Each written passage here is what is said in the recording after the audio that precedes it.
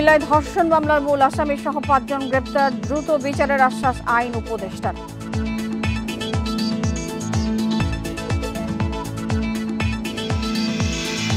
NBR এর complete shutdown কর্মসূচিতে দ্বিতীয় দিনের মতো অচল অবস্থা সব বন্দরে, পণ্যবাহী ট্রাকের জট।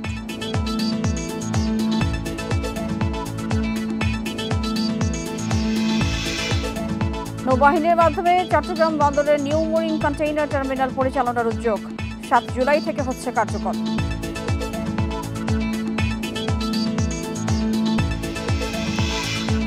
জামালপুরে আইন শৃঙ্খলা বাহিনীর পরিচয় ইউপি সদস্যকে ডেকে নিয়ে কুপিয়ে হত্যা, অভিযুক্তদের ধরতে কাজ করছে পুলিশ।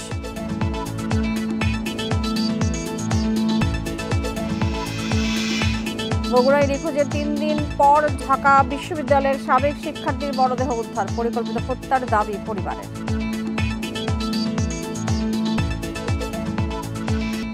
স্বাগত জানাচ্ছি সমগ্র বাংলাদেশে, আপনাদের সাথে আছে আমি মাহমুদা মমিতা। এতক্ষণ শিরোনাম বলছিলাম, চলে যাচ্ছি পুরো খবরে।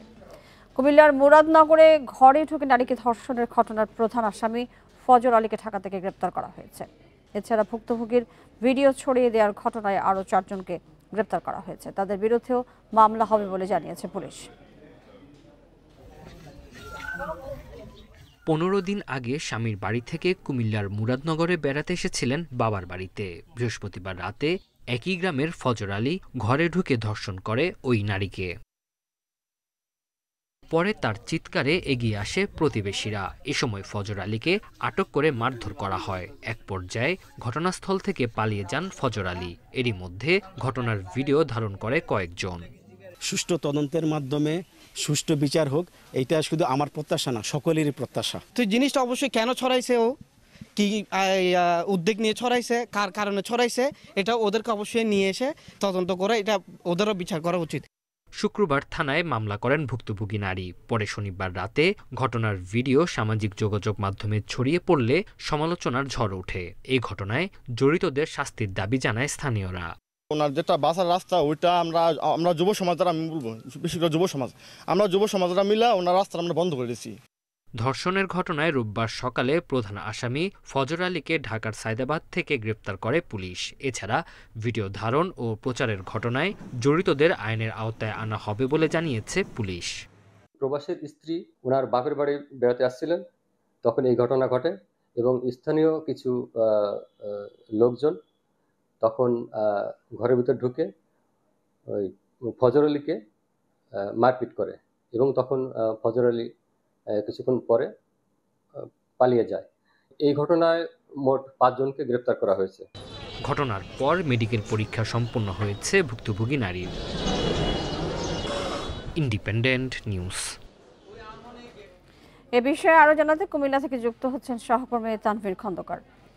তানভীর, যেই মূল আসামি ফজর আলী এবং সাথে আরো ৪ জন যারা গ্রেপ্তার হয়েছেন ভিডিও ছড়িয়ে দেওয়ার জন্য, এই ৫ জন আসামিকে কোথায় রাখা হয়েছে এবং কখন আদালতে তাদেরকে তোলা হবে? যারা ভিডিও ধারণের জন্য অভিযুক্ত, মূলত যারা এই ধর্ষণের ঘটনার পরবর্তী ভিডিওটি ফেসবুকে ছড়িয়েছে, যে ৪ জনকে গ্রেপ্তার করা হয়েছে, তাদেরকে কিছুক্ষণ আগেই আদালতের জন্য মুরাদনগর থানা থেকে পাঠানো হয়েছে। আজকের মধ্যেই তাদেরকে আদালতে পাঠিয়ে পরবর্তী ব্যবস্থা নেওয়া হবে বলে আমাদেরকে মুরাদনগর থানার ভারপ্রাপ্ত কর্মকর্তা তিনি জানিয়েছেন। আর ফজর আলী, যিনি এই মামলায় অভিযুক্ত একমাত্র আসামি, তাকে আজ ভোরবেলা পুলিশ ঢাকার সায়দাবাদ থেকে গ্রেফতার করেছিল। সে মূলত এখন পুলিশ হেফাজতে চিকিৎসাধীন আছে, কারণ ২৬ জুন রাতে যে ধর্ষণের ঘটনা ঘটেছে, সেই ঘটনার পর আসলে স্থানীয়রা যারা তাকে আটক করছিল তারা তাকে সেখানে মারধর করে এবং তাতে কিন্তু তার হাত এবং পা ভেঙে গেছে বলে আমরা জেনেছি। সে এই মুহূর্তে পুলিশ হেফাজতে রয়েছে। সে চিকিৎসা নিয়ে তারপর তাকে আদালতে তোলা হবে বলে জানিয়েছেন পুলিশ সুপার। আর একটি বিষয় হচ্ছে যে মুরাদনগরে যে নারী ধর্ষণের ঘটনা ঘটেছে, সেখানে কিন্তু আমরা স্থানীয়দের সাথে কথা বলেছি। তারা যেটি বলেছে, ঘটনার পেছনের যে ঘটনাগুলো সেগুলো আসলে পুলিশ তদন্ত করে বের করবে এবং সুষ্ঠুভাবে সেই তদন্ত যেন হয়। এই মামলায় যারা জড়িত আছেন বা অভিযুক্ত হবেন, তাদের কেউ যেন নিরপরাধ হয়ে শাস্তির মুখোমুখি না হয়, সেই বিষয়টি কিন্তু তারা বলেছেন। তবে সেক্ষেত্রে এই নারীর প্রতি যে সহিংসতা দেখানো হলো, অর্থাৎ ধর্ষণের ঘটনার পর তার বিবস্ত্র ভিডিও সামাজিক যোগাযোগ, আমরা দেখেছি যে ঢাকায় আইন উপদেষ্টা তিনি আশ্বস্ত করেছেন যে এটি দ্রুত বিচার হবে এবং সেই সাথে যে ভিডিওগুলো ছড়িয়েছে সেই বিষয়ে আসলে কর্তৃপক্ষের কোনো বক্তব্য পেয়েছেন সেগুলো সরানোর বিষয়ে? আমরা কিন্তু সকাল থেকে এই বিষয়গুলো নিয়ে পুলিশ সুপারের সাথে কথা বলছিলাম। তিনি যেটি বলেছেন যে গতকালকে যখন ভিডিও ভাইরাল হলো তারপরেই কিন্তু তারা একদম সজোরে কাজ শুরু করেছেন এবং রাতের মধ্যে কিন্তু প্রধান আসামিকে গ্রেফতার করেছেন। এছাড়াও ভিডিও ভাইরাল হওয়ার সাথে জড়িত 4 জনকে গ্রেফতার করেছেন। তারা বিষয়টিকে কিন্তু সফলতা হিসেবে দেখছেন। কিন্তু মূলত কাদের ইন্ধনে এই ভিডিওগুলো করা হয়েছিল, তার পেছনে কোনো স্বার্থ রয়েছে কিনা বা স্থানীয়দের কারো কোনো প্ররোচনা রয়েছে কিনা সেই বিষয়গুলো কিন্তু তারা খতিয়ে দেখছে। তো মূলত এই ভিডিও ভাইরাল হওয়াতেও যে এই নারীর সম্মানহানি হলো সেই বিষয়টিকেও কিন্তু মোটা দাগে একটি অপরাধ বলেই কিন্তু পুলিশ নিয়ে সেটি তদন্ত করছে। আমরা দেখেছি যে থানা পুলিশের পাশাপাশি ডিবি পুলিশ এবং পিবিআই তারাও কিন্তু ছায়া তদন্তে নেমেছে। শুধুমাত্র একজন নারীর ধর্ষণ নয়, তার পরে তার ভিডিও ছড়িয়ে দিয়ে তাকে যে সামাজিকভাবে নিরাপত্তাহীনতার মধ্যে ঠেলে দেওয়া হলো সেই বিষয়ে আসলে কারা জড়িত সেই বিষয়গুলো তুলে আনার চেষ্টা করছেন। খন্দকার নিশ্চয়ই এর মাধ্যমে আমরা জানতে পারবো আপনার মাধ্যমেই। ধন্যবাদ আপনাকে আমাদের সাথে যুক্ত হবার জন্য। মার্চ টু এনবিআর কর্মসূচি স্থগিত করেছে সংস্কার ঐক্য পরিষদ। এছাড়া বিকেলে অর্থ উপদেষ্টার সাথে আলোচনার জন্য 20 সদস্যের প্রতিনিধি দল গঠন করেছে পরিষদ। বিকেলে অর্থ মন্ত্রণালয়ে এই বৈঠক হওয়ার কথা রয়েছে। এদিকে মার্চ টু এনবিআর কর্মসূচি স্থগিত করলেও চলবে কমপ্লিট শাটডাউন কর্মসূচি। সকাল 9টা থেকে বিভিন্ন কর অঞ্চল থেকে সংস্থাটির কর্মকর্তা কর্মচারীরা এসে অবস্থান নেন এনবিআর ভবনের প্রধান ফটকের সামনে। দাবি আদায় না হওয়া পর্যন্ত মাঠ না ছাড়ার ঘোষণা দেন আন্দোলনকারীরা। ঐক্য পরিষদের মহাসচিব সেহেলা সিদ্দিকী জানান এনবিআর সদস্যদের মাধ্যমে আলোচনার আহ্বান জানানো হয়েছে। এদিকে কয়েকদিনের কর্মসূচিতে অচলাবস্থা দেখা দিয়েছে ব্যবসা বাণিজ্যে, বঞ্চিত হচ্ছেন সেবা গ্রহীতারাও। 22 জুন থেকে দ্বিতীয় দফায় শুরু হওয়া আন্দোলন রূপ নিয়েছে চেয়ারম্যান অপসারণের 1 দফা দাবিতে। তবে শাটডাউনের আওতামুক্ত আন্তর্জাতিক যাত্রী সেবা।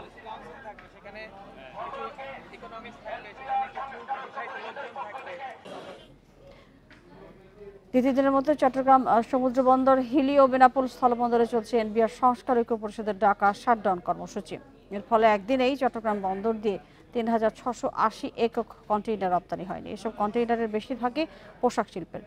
এ বিষয়ে আরও জানাতে চট্টগ্রাম ও হিলি থেকে যুক্ত হচ্ছে সহকর্মীরা।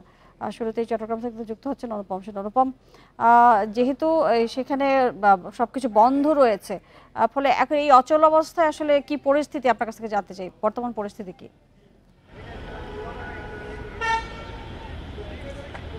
পরিস্থিতির বিষয়ে একটু জানাতে চাই। আমরা এখন চট্টগ্রাম বন্দরের 4 নম্বর গেটের সামনে আছি এবং মূলত এই গেটটি দিয়েই সবচেয়ে বেশি পণ্য বন্দরে প্রবেশ করে আবার বন্দর থেকে বের হয় এবং স্বাভাবিক রোববারগুলোতে এইখানে কিন্তু এই সময়টাতে, বিশেষ করে দুপুরের এই সময়টাতে কিন্তু প্রচণ্ড ভিড় থাকে, বিশেষ করে পণ্যবাহী যানবাহনের ভিড় থাকে। কিন্তু আজকের পরিস্থিতি আপনি নিশ্চয়ই দেখতে পাচ্ছেন একেবারেই আলাদা। আমরা একটু আগের খবরে যেটি জানাচ্ছিলাম যে চট্টগ্রাম বন্দরে এখন এই মুহূর্তে মোট কন্টেইনার সর্বশেষ যে হিসেব, সেই হিসেব অনুযায়ী প্রায় 40,000 এককের মতো কন্টেইনার ইতিমধ্যে চট্টগ্রাম বন্দরে জমা পড়েছে।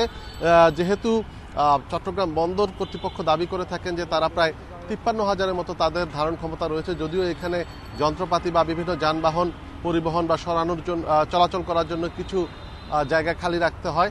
সেই হিসেবে কিন্তু ইতিমধ্যে চট্টগ্রাম বন্দর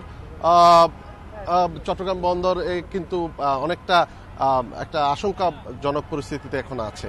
গত 24 ঘন্টায় সর্বশেষ যে তথ্য একটু আগে আমরা বন্দর কর্তৃপক্ষের কাছ থেকে যেটি পেয়েছি যে মাত্র 300 এককের মতো কন্টেইনার বা 300 এককের কাছাকাছি কন্টেইনার তারা গত 24 ঘন্টায় এখান থেকে ডেলিভারি দিতে পেরেছেন এবং যে কারণে অনেক রপ্তানিমুখী পণ্য কিন্তু বিভিন্ন ডিপোগুলোতে আটকা পড়েছে, বন্দরে আসতে পারছে না, যেহেতু তাদের শুল্কায়ন বা যে কাগজপত্র সেগুলো জমা দেওয়ার একটি বিষয় আছে।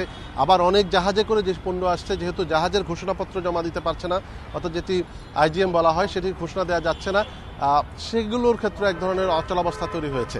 সবকিছু মিলিয়ে এই যে চলমান যে কর্মসূচি কাস্টমস কর্মকর্তাদের, সেটিকে ঘিরে কিন্তু দেশের ব্যবসা বাণিজ্যের উপর একটি বড় ধরনের নেতিবাচক প্রভাব তৈরি হয়েছে এবং বন্দর সংশ্লিষ্ট যারা আছেন তারা যে বলছেন যে এই মুহূর্তে শুধু যে এটি টাকার অঙ্কে ক্ষতি হচ্ছে ব্যাপারটি আসলে সেরকম না, এটি বহির্বিশ্বে বাংলাদেশের যে ভাবমূর্তি সেটির উপর একটি প্রভাব পড়ছে। অনুভব সঙ্গে থাকবেন, আমরা একটু হিলিতে যেতে চাই। সহকর্মী সাজ্জাদ হোসেন আছেন। সাজ্জাদ হোসেন, এই শাটডাউন কর্মসূচির ফলে হিলিতে কি পরিমাণ ক্ষতির সম্মুখীন হতে হবে বলে আপনার মনে হয়?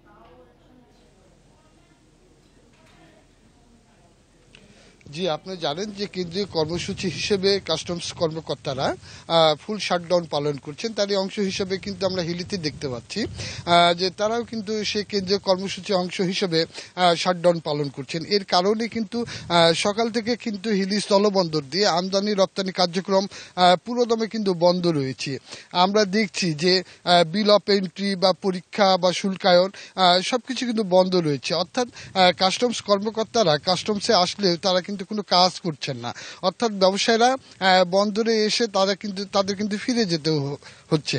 আমি কিছুক্ষণ আগে একজন আমদানিকারক ব্যবসায়ীর কাছে কথা বলেছি এবং জানার চেষ্টা করেছিলাম আসলে এর প্রভাবটা কি পড়ছে আন্দোলনে। তো তিনি বলছেন যে হিলি স্থলবন্দর দিয়ে যে প্রভাবটা পড়ছে আসলে বলার মতো না। তার কারণ হচ্ছে নিত্য প্রয়োজনীয় যেসব পণ্য, বিশেষ করে মসুর ডাল, ছোলা এবং বুটের ডাল, মুগের ডাল, এসব শুকনা ঝাল পর্যাপ্ত পরিমাণে আমদানি হয়।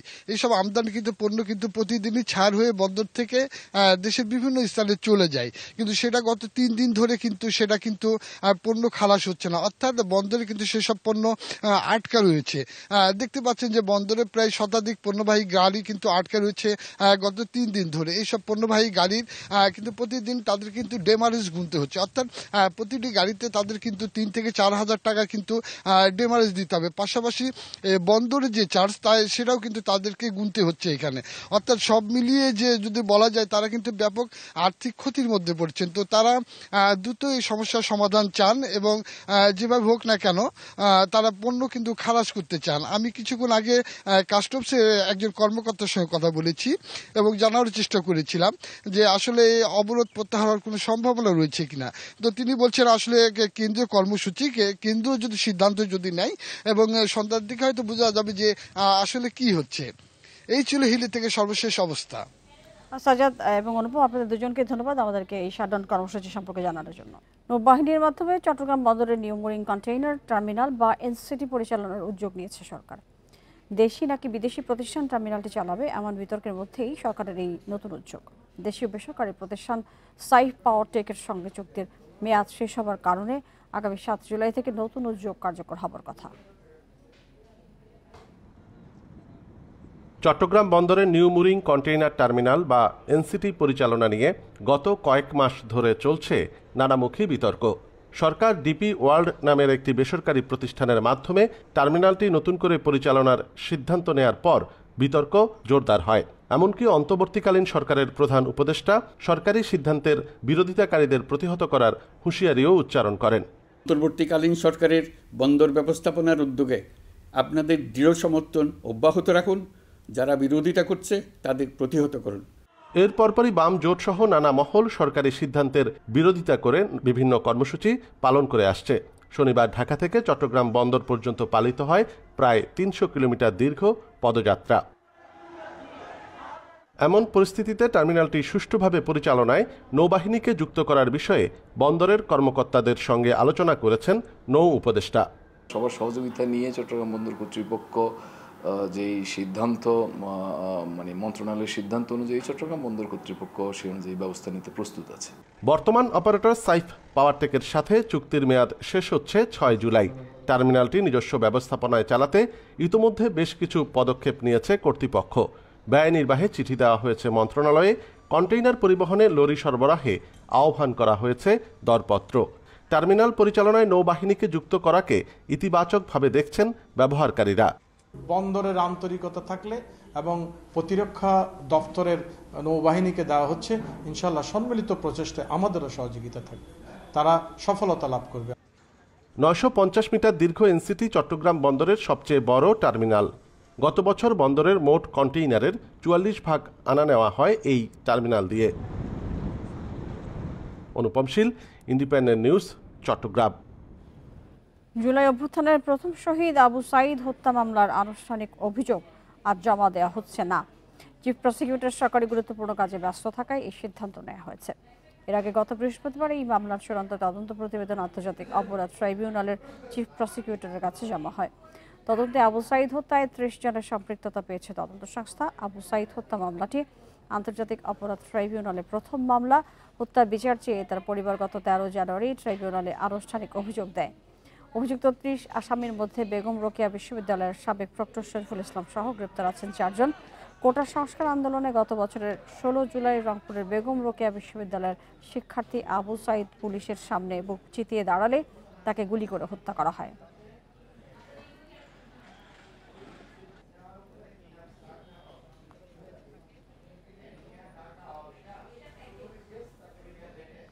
জামালপুরের ইসলামপুরে আইনশৃঙ্খলা বাহিনীর পরিচয়ে ডেকে নিয়ে এক ইউপি সদস্যকে কুপিয়ে হত্যা করেছে দুর্বৃত্তরা। শনিবার রাত 2টার দিকে উপজেলার জিগাতলা চর এলাকায় এই ঘটনা ঘটে। নিহত আব্দুর রহিম কুলকান্দি ইউনিয়নের 1 নং ওয়ার্ডের সদস্য। তিনি কুলকান্দি ইউনিয়ন আওয়ামী লীগের যুব ও ক্রীড়া বিষয়ক সম্পাদক ছিলেন। নিহত স্বজনরা জানান, আইনশৃঙ্খলা বাহিনীর পরিচয়ে রাতে ডেকে নেওয়া হয় আব্দুর রহিমকে। বাড়ির উঠানে 10 থেকে 12 জনের একটি দল দেশি অস্ত্র দিয়ে তার উপর হামলা চালায়। এ সময় স্ত্রী ও স্বজনরা বাধা দিলে তাদেরকেও মারধর করা হয়। ঘটনাস্থলেই মারা যান আব্দুর রহিম। বিষয়টি তদন্তের পাশাপাশি অভিযুক্তদের চিহ্নিত করতে কাজ করছে পুলিশ।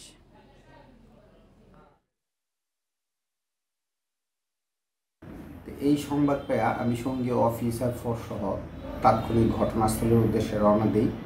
ঘটনাস্থলে যে আমি মৃত আব্দুর রহিম মেম্বারের লাশ তার উঠানের উপর দেখতে পাই। তার শরীরে ধারালো অস্ত্রের জখম ছিল। তো লাশ পাওয়ার পর আমি লাশের সুরতহাল সম্পন্ন করি। ময়নাতদন্তের জন্য জামালপুর জেলা সদর হসপিটালে প্রেরণ করি। বগুড়ায় নিখোঁজের 3 দিন পর ঢাকা বিশ্ববিদ্যালয়ের সাবেক শিক্ষার্থী হাসিন রাইহান সৌমিকের মরদেহ উদ্ধার করেছে পুলিশ। সকালে শাহজাহানপুরের বোট ক্লাব লেক থেকে মরদেহটি উদ্ধার করা হয়। পুলিশ জানিয়েছে, বৃহস্পতিবার সন্ধ্যায় সৌমিক জলেশ্বরীতলার বাসা থেকে হাঁটতে বের হয়েছিলেন। এরপর থেকে নিখোঁজ ছিলেন। বন্ধ ছিল তার মোবাইল ফোন। পরদিন সকালে সৌমিকের বাবা থানায় সাধারণ ডায়েরি করেন। আজ সকালে মরদেহ লেকে ভাসতে দেখে উদ্ধার করা হয়। তবে মরদেহে কোনো আঘাতের চিহ্ন পাওয়া যায়নি। ময়না তদন্তের জন্য মরদেহ মর্গে পাঠানো হয়েছে। ধারণা করা হচ্ছে দুর্ঘটনাবশত পানিতে পড়ে মৃত্যু হতে পারে। তবে পরিকল্পিত হত্যাকাণ্ডের দাবি করেছেন তার পরিবার।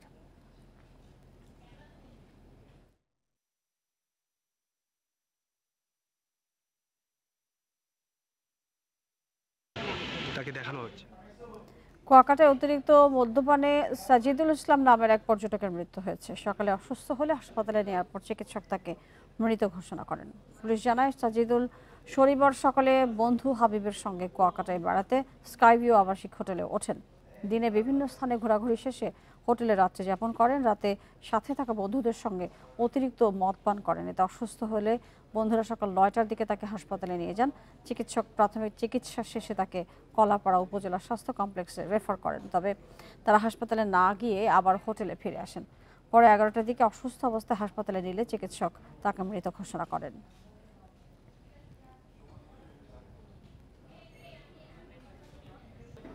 রাষ্ট্র নির্বাচনের তফসিল ঘোষণা সহ 9 দফা দাবিতে অবস্থান ও বিক্ষোভ কর্মসূচি পালন করেছেন রাজশাহী বিশ্ববিদ্যালয়ের শিক্ষার্থীরা।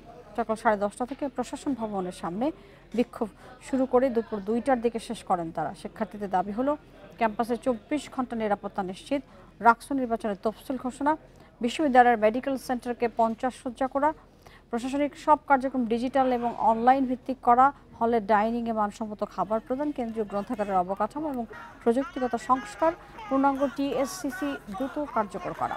এসব দাবি বাস্তবায়ন না হলে কঠোর কর্মসূচিতে যাওয়ার ঘোষণা দেন শিক্ষার্থীরা।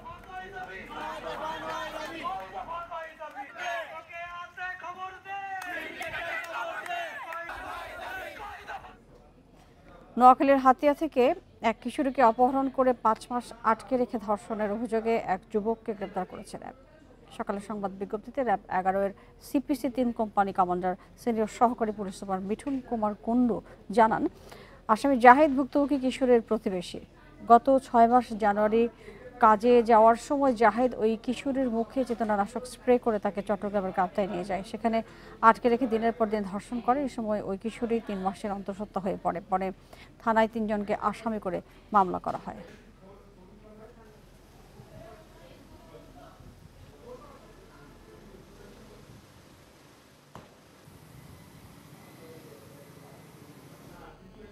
নওগাঁর রানীনগরে ব্যক্তি উদ্যোগে এবং স্বেচ্ছাশ্রমে চলাচল অনুপযোগী একটি রাস্তার সংস্কার করা হয়েছে।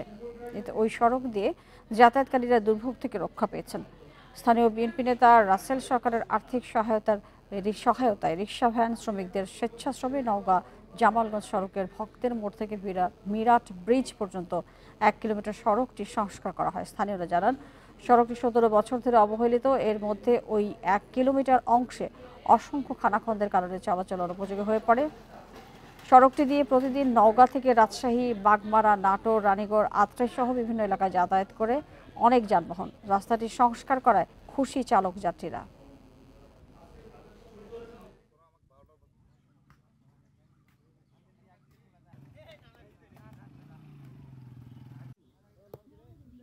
গাড়ি নষ্ট হয়, প্রতিদিন 500 টাকা ইনকাম হয়, 200-250 টাকা গাড়ি যায়, বল বিয়ারিং ভাঙা যায়।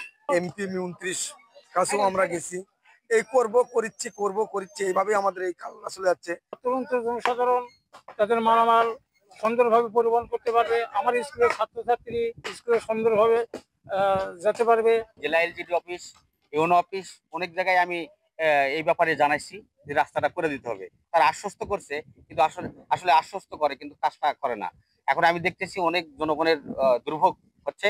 এই দুর্ভোগের জন্য আমি আমার নিজের অর্থায়নে, নিজের উদ্যোগে আমি এই রাস্তাটা সংস্কার করে দিচ্ছি।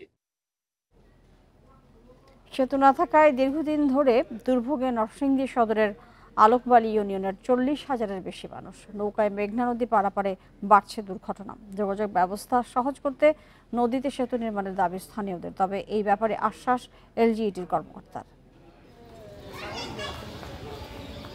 নরসিংদীর সদর উপজেলার আলোকবালি ইউনিয়ন 24 বর্গ কিলোমিটারের এই ইউনিয়নে 9 গ্রামে বাস 40,000-এর বেশি মানুষের। মেঘনা নদী ঘেরা এই চরাঞ্চল থেকে সদরে যাতায়াতের একমাত্র ভরসা নৌকা। বছরের পর বছর ধরে 20 কিলোমিটার দূরত্বের পথ নৌকায় ঝুঁকি নিয়ে পারাপার হচ্ছেন স্থানীয়রা। এতে করে যাতায়াতে লাগছে বাড়তি সময়, ঘটছে দুর্ঘটনা।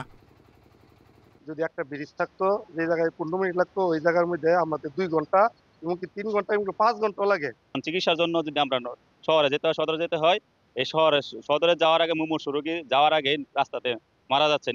এই ইউনিয়নে কোনো কলেজ না থাকায় শিক্ষার্থীদের যেতে হয় নরসিংদী সদরে। ঝড় বৃষ্টিতে চরম দুর্ভোগে পড়তে হয় তাদের। 2 ঘন্টার মতো লেগে যায় আমাদের বিদ্যালয়ে আসতে, যার জন্য আমাদের শিক্ষা কার্যক্রমে অনেক ব্যাঘাত ঘটছে। কচুরিপানায় নদী আপনারা দেখছেন, নদী একদম ভরপুর থাকে। এখান থেকে 3 ঘন্টা, 4 ঘন্টা, 5 ঘন্টা অনেক সময় দেখা যাচ্ছে নৌকা থুয়ে এসে পড়তে। স্থানীয় সরকার প্রকৌশল অধিদপ্তর বলছে, এরই মধ্যে সেতু নির্মাণের সম্ভাব্যতা যাচাই করা হয়েছে। শীঘ্রই প্রকল্পের অধীনে একটি সেতু নির্মাণ করা হবে বলে আশ্বাস দেন এলজিইডির কর্মকর্তারা। কাজ চলতেছে, আমাদের একটা প্রকল্প আছে, সেই প্রকল্পটার ভিতরে এটার সার্ভে হয়ে গেছে এবং হাইড্রোমরফোলজিক্যাল স্টাডিও হয়ে গেছে। ইনশাল্লাহ এই প্রকল্পটা যদি আলোর মুখ দেখে, ইনশাল্লাহ আমাদের এই ব্রিজটা বাস্তবায়ন হবে খুব শীঘ্রই। এলাকাবাসীরা জানান, আলোকবালি ইউনিয়ন থেকে প্রতিদিন নরসিংদী সদরে যাতায়াত করেন 3,000-এর বেশি মানুষ। Independent news. 2টি নয় 3টি চাকা, সামনে ঘুরছে পাখা, রয়েছে হর্ন লাইটও। এমন অভিনব সাইকেল তৈরি করে সামাজিক যোগাযোগ মাধ্যমে সাড়া ফেলেছেন সাতক্ষীরায় দিনমজুর জিয়ারুল ইসলাম। ইউটিউব দেখে দোতলা সাইকেলটি তৈরির পর এলাকার বাইরেও ছড়িয়ে পড়েছে তার নাম। সহায়তা পেলে আরও আধুনিক করতে চান বাহনটিকে। শখের বশেই 2টি সাইকেলকে একসাথে যুক্ত করে দোতলা সাইকেল তৈরি করেন জিয়ারুল ইসলাম। সাতক্ষীরার কলারোয়া উপজেলার চন্দনপুর গ্রামে তার এই অভিনব বাহনটি দেখতে ভিড় করছেন অনেকেই। 2টি নয়, মোট 3টি চাকা জিয়ারুলের সাইকেলে, বসানো হয়েছে পাখাও। এমন সাইকেল তৈরির ভাবনা প্রথম তার মাথায় আসে ইউটিউব দেখে, এরপর চলে অদম্য চেষ্টা। আমি প্রথম ইউটিউব, ফেসবুক ঘুটাঘুটি করি, আমি দেখছিলাম যে বিদেশি একটা 2তলা সাইকেল বানাই তারা চালাচ্ছে। তারপরে দেখি তাদের খুব উপকার হচ্ছে। আমি চিন্তা ভাবনা করলাম, আমাদের দেশে 2তলা সাইকেল নাই, তা আমি যদি এই 2তলা সাইকেলটা বানাই তাহলে খুব উপকার হয়। প্রাথমিকের গণ্ডি না পেরোলেও দেশের নানা প্রান্তে ছড়িয়ে পড়েছে জিয়ারুলের উদ্ভাবনের খবর। এলাকার লোকজনও তার পরিচিতির কারণে খুশি। তিনি একজন ক্ষুদি বিজ্ঞানী হিসাবে এলাকায় পরিচিত হয়ে গেছে, কারণ তিনি তারই প্রচেষ্টায় বিভিন্ন কৌশলগতভাবে একটা দোতলা সাইকেল নির্মাণ করেছেন। সে কোনো ইঞ্জিনিয়ার না, কোনো মাস্টার না, কোনো প্রযুক্তি না, সে নিজে তার ব্রেন দিয়ে, মেধা দিয়ে জিনিসটা তৈরি করেছে। সহায়তা পেলে ব্যতিক্রমী আরো বাহন তৈরির আশা তরুণ জিয়ারুলের। এই সাইকেলটা আরো উন্নতি করতে পারতাম। সাইকেলটা যতদূর পারিছি ততদূর করেছি, টাকার সাথে পারি না, গরিব অসহায় মানুষ, জন মজুরি দিয়ে এখন সরকারি সুযোগ সুবিধা যদি পাই তাহলে দেশে আরো এছাড়া সাইকেল আরো উন্নতি করি, বিভিন্ন রকমের সাইকেল বানাতে পারতাম। সাইকেলটির ছবি ইউটিউবে ছড়িয়ে পড়ার পর বিভিন্ন সংবাদ মাধ্যমেও উঠে এসেছে জিয়ারুলকে নিয়ে খবর। Independent news. চা শ্রমিকদের ভূমির অধিকার, 600 টাকা মজুরি সহ 10 দাবিতে শ্রীমঙ্গলে অনুষ্ঠিত হলো চা শ্রমিক ট্রেড ইউনিয়নের প্রথম সম্মেলন।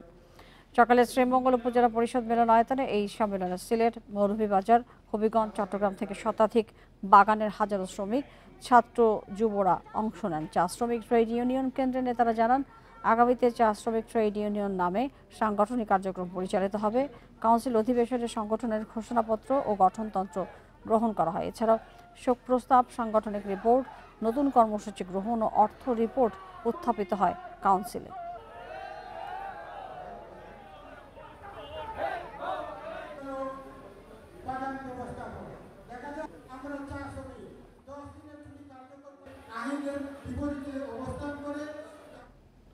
গোপালগঞ্জে ভ্যান চুরির ঘটনাকে কেন্দ্র করে একই গ্রামের দুই পক্ষের মধ্যে সংঘর্ষে অর্ধ শতাধিক মানুষ আহত হয়েছে। সকাল 11টা থেকে সদর উপজেলার ভেন্নাবাড়ি গ্রামে এই ঘটনা ঘটে। পুলিশ জানায়, কয়েকদিন আগে লিটন মেম্বারের সমর্থক সাজিদের বিরুদ্ধে একই গ্রামের ইব্রাহিম শেখের ভ্যান চুরির অভিযোগ ওঠে। এ নিয়ে সকালে সালিশ বৈঠকে দুই পক্ষের মধ্যে কাটাকাটির এক পর্যায়ে সংঘর্ষ শুরু হয়। প্রায় ঘণ্টাব্যাপী চলা এই সংঘর্ষে নারীসহ অর্ধ শতাধিক আহত হন। খবর পেয়ে পুলিশ ঘটনাস্থলে গিয়ে পরিস্থিতি নিয়ন্ত্রণে আনে।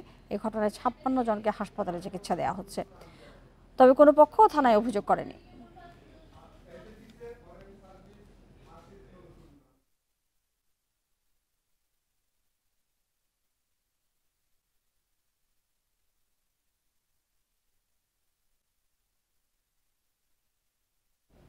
এছাড়া আজকের সমগ্র বাংলাদেশে আরো বিস্তারিত জানতে চোখ রাখুন ফেসবুক, ইউটিউব এবং এক্সে। ধন্যবাদ সবাই।